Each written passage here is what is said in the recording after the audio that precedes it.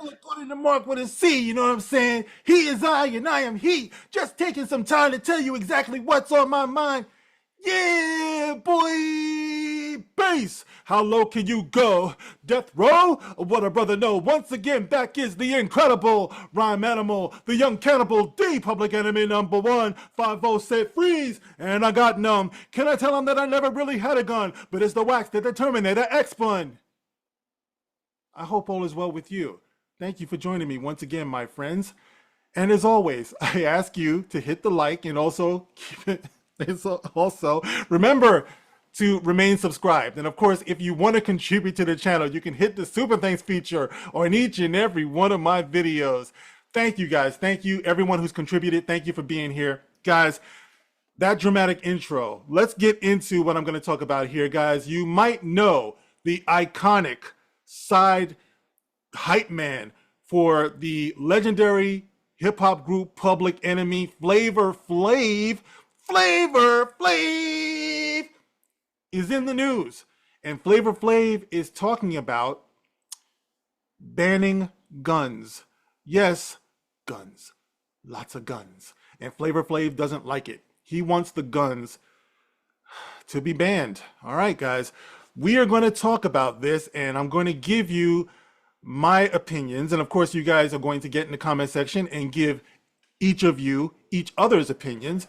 But we're going to start off by what Flavor Flav had to say, okay? So let's get into this, guys. As I said, it is on Newsweek, and it says, why Flavor Flav says the United States must ban firearms now. And this is his opinion. He actually wrote this for Newsweek magazine. Keep in mind, guys, Flavor Flav, hip-hop royalty, 66 years old, guys. Flavor Flav is coming up on 70 years old. God bless him.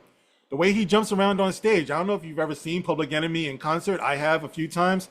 That man has got energy like freaking, it's ridiculous. Right, left, left, right, left. We are marching ourselves, and this is Flavor Flav writing this. We are marching ourselves into madness, both in the crazy and angry senses of the word. We are caught in an epidemic of gun violence with no sign we can stop or change course. That's why Chuck D and I created a new Public Enemy song, March Madness, a term usually reserved for basketball. Now, I actually heard this, guys. It's on YouTube if you want to check it out and everything. It's great to hear Public Enemy again. They're one of my favorite groups of all time in hip hop and anything for that matter. It's a great song. I don't know if I agree with it all, but, you know, I think that their hearts are in the right place, but we're going to get into that aspect of it in a minute. To us, March Madness is not about the left or right or politics. It's about the need to unify as human beings. You guys know I believe in that. To say what's right and what is wrong. Stop putting a price tag on the heads of our children. And there they are, Chuck and Flavor Flav. Those are my dudes, man.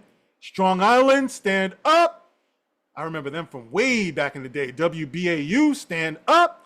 The track starts off with a 911 call report about a teacher calling in a school shooting and begging for help. Yeah, Flav, they always go to the school shooting things, which is tragic, very tragic. But there's another side to this too. I have a personal stake in this as well. Talk about that in a minute. I fear for my kids when I drop them off at school. Flavor Flav's got something like 98 kids. Our schools aren't safe and our kids aren't safe. This is because gun protection laws are weak. Guns are falling into the hands of the wrong people. I would know. I went to jail because of guns. I ended up on Rikers Island, so I'm speaking from firsthand experience. Flavor Flav says that he went to jail because of guns. All due respect, Flavor Flav, you went to jail because of your poor decisions. It had nothing to do with an inanimate object. That's like me saying that I went to jail because of lotion, okay? I keep this here because of I got clowned on the Dark Council stream one time for having ashy hands. Never again, never forget. So anyway, it's an inanimate object. Guns don't kill people, people kill people. But Flavor Flav says, I went to jail because of guns. I ended up on Rikers Island. So I'm speaking from firsthand experience. Back in the day, guns and drugs were brought into the black community. It was a time when we were taught that guns and drugs equaled power. We all had guns. There was peer pressure. A gun felt like a necessity to protect yourself from gang wars. This helped create a system of criminals who were forced into legalized slavery. Wow, that is loaded, but that is kind of what the prison system is. The prison system is a sort of legalized slavery, but you put yourself in there. Nobody had to round you up. You committed the crime, and you know what they say? Don't do the crime if you can't do the time. And a lot of people did that. They might have dumped guns and drugs into the community, but who chose to pick them up, guys? You got a choice. Kids, remember, you have a choice. You don't always have to do this. If one part of society has guns, then more people feel the need for guns to protect themselves, and then more people. But no civilian needs to possess semi-automatic weapons. We're talking about guns or automatic weapons. You said, Flavor, that you want to ban guns. So that's where we're going to keep the argument, at banning guns. Now, if one part of society has guns, that's not necessarily a problem. But if that one part of society is the criminal part of society, that's a problem, because you got to be able to protect yourself. Let me tell you a little story real quick, boys and girls. This story involves my mama. Mama, you know I love you. This involves my mother. Way back in the day, I was much, much younger. My mom was coming in, right, from wherever she was coming in from. The sun had gone down. It was dark. We live in a middle-class neighborhood in Queens. That's where I grew up anyway. She was coming in from where she was going out from. Someone came from the bushes, from the back. She was coming in the driveway. They put their arm around my mom to restrain her, to choke her, someone she didn't know. And they put a knife to her throat. And they began to walk her to the woods, all right? Upsetting just to even talk about this. My mom.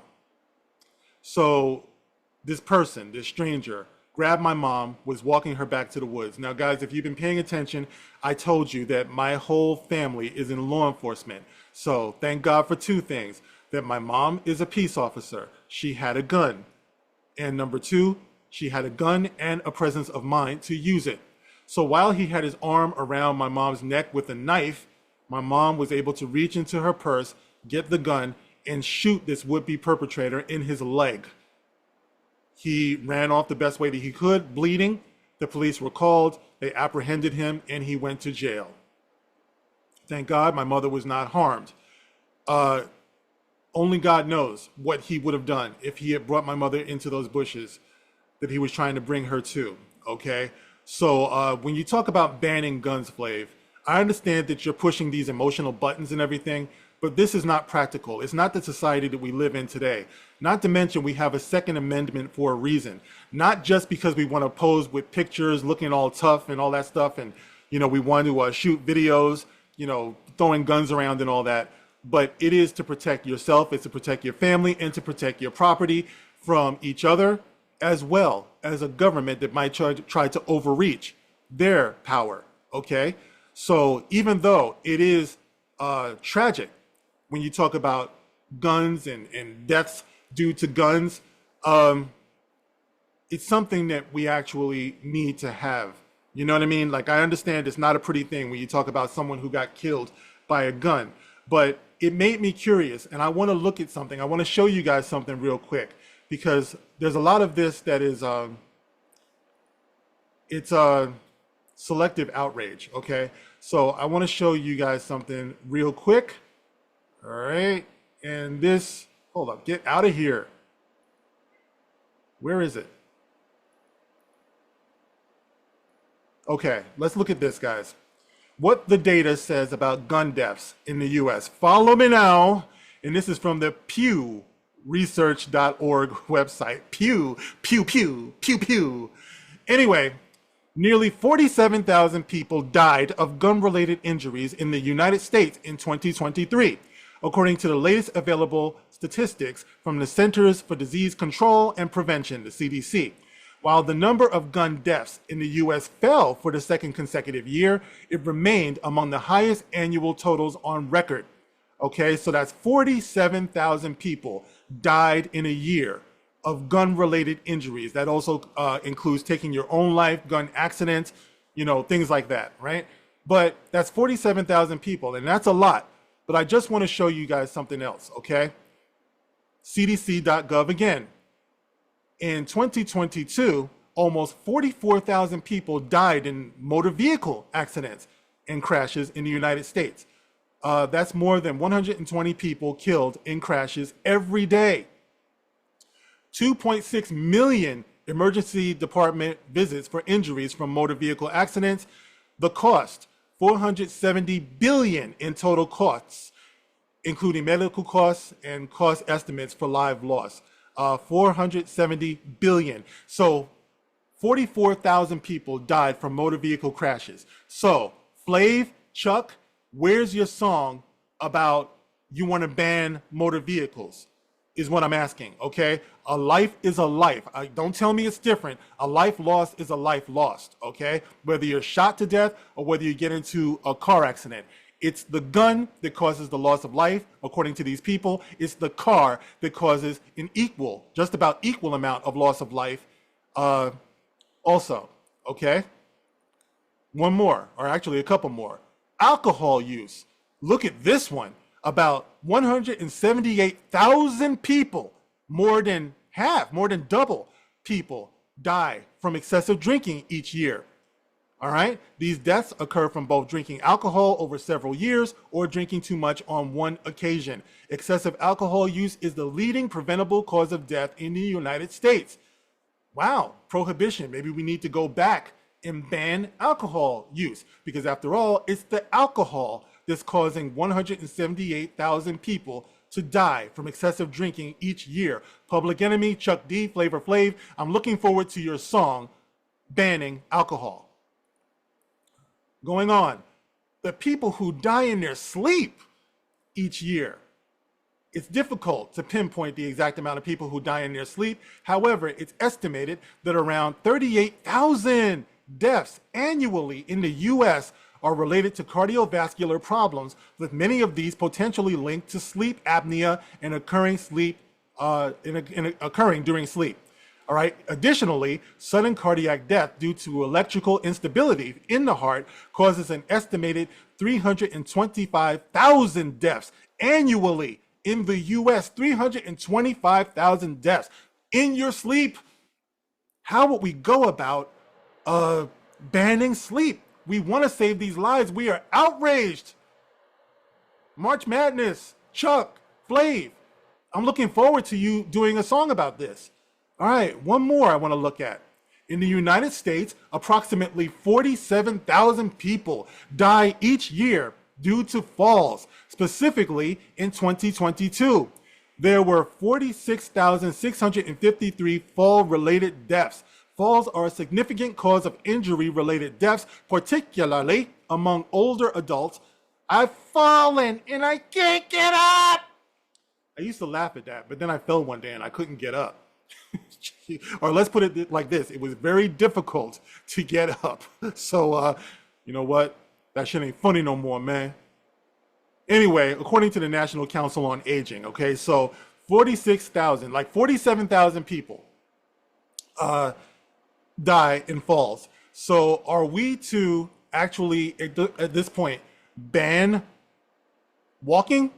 Are we to ban standing?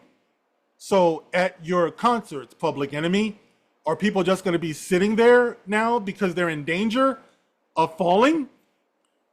It might seem silly, guys, but a life is a life is a life, and each life is precious. All life is precious, whether you're driving, whether you're smoking, whether you're drinking, whether you're standing, whether you're sleeping, and whether you're shooting a gun. The point is, people die, okay? People die. And the only way to stop you from or limit the risk of getting hurt or even dying is to do nothing. But as I've already proven, you can do nothing and still die. So although it is distressing, the amount of people who die mishandling or as a victim of gun violence, guys, it's the price we pay for the rights that we have in this country. As I said, I grew up in a family that was in law enforcement. We always had guns in our home, always.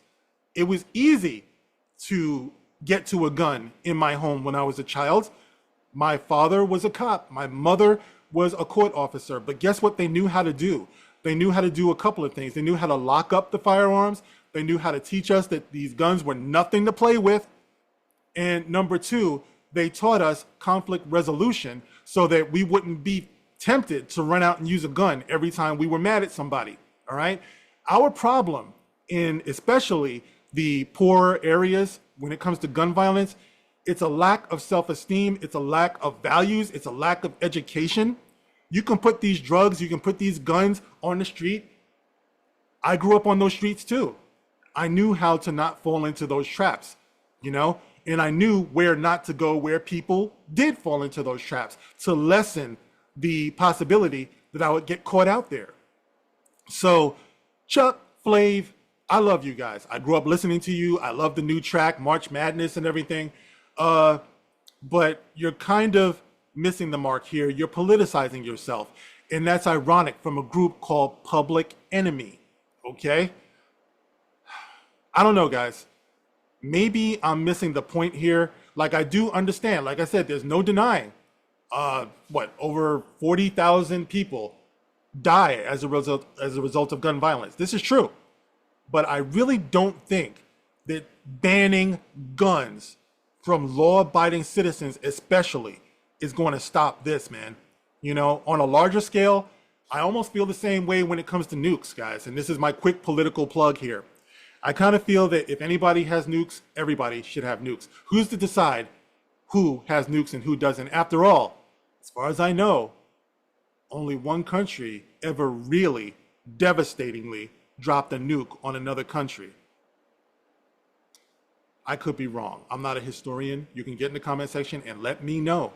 But everything's got to be equal, bro. But anyway, guys, I think you know what I was trying to say here. I think you know the point. You can get in the comment section. Let me know how you feel about Flavor Flav and his call, for what it's worth, to the government to ban all guns. Like, share, subscribe. Of course, make sure that you remain subscribed. And you can also contribute to the channel through the Super Thanks feature on each and every one of my videos. Thank you guys for listening. I will catch you on the next one.